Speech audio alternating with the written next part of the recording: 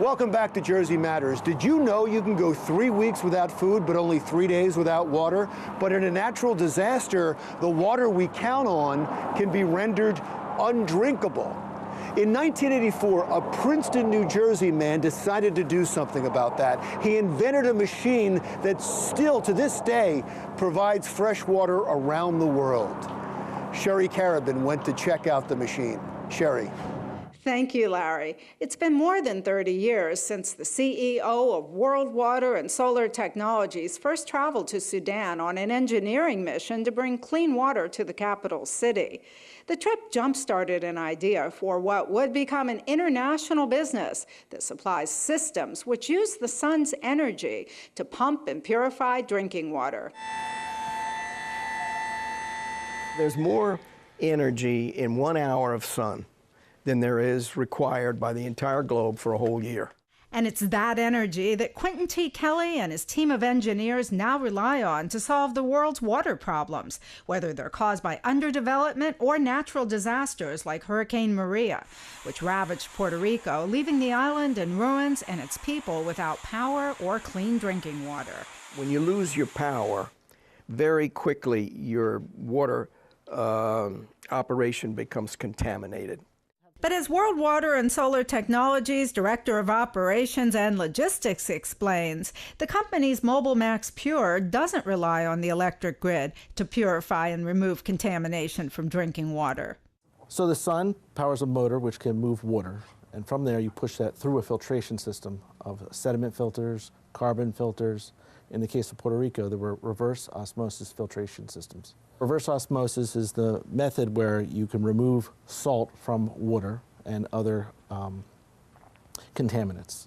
The idea dates back to 1984 when Kelly and a team of Princeton University civil engineers were called on to solve a major water scarcity problem in the capital of Sudan. While he was there, he discovered tens of thousands were dying in the desert. On his return to Princeton, he joined hands with Princeton University scientists and engineers to develop a solar pumping system.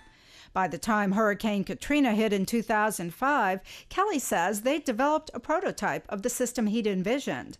So when his company was asked to send a team of water engineers to Mississippi in the aftermath of the hurricane, they brought it along, setting it up in Waveland. We went down there and took our system, our water system, in prototype.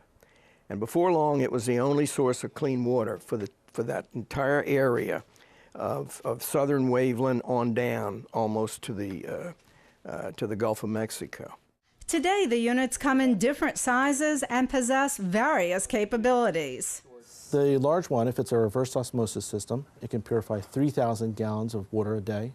And if we have our freshwater system, that freshwater purification system can do 30,000 gallons of water a day. There's also a suitcase-sized unit known as a SHEP. It weighs about 60 pounds, has 4 solar panels, and is capable of purifying 400 gallons of water a day. Kelly says the systems have been used in disaster relief missions around the world, including in Haiti after the 2010 earthquake. They're also used by the U.S. Army and Marines and on farms. The company works with government, public, and private entities to create solar parks and large-scale solar irrigation projects. When Puerto Rico was ravaged, Kelly donated a few large and small units and provided the others at just over cost. The more people that we can bring clean water the better our business is. We are a business. We're not an NGO, but it's a business, if I may say so, with heart. There's also an affiliate company known as Globe Water and Solar Technologies, which seeks to meet the water and power needs of women and children so they can focus on improving their overall quality of life by pursuing education and other endeavors.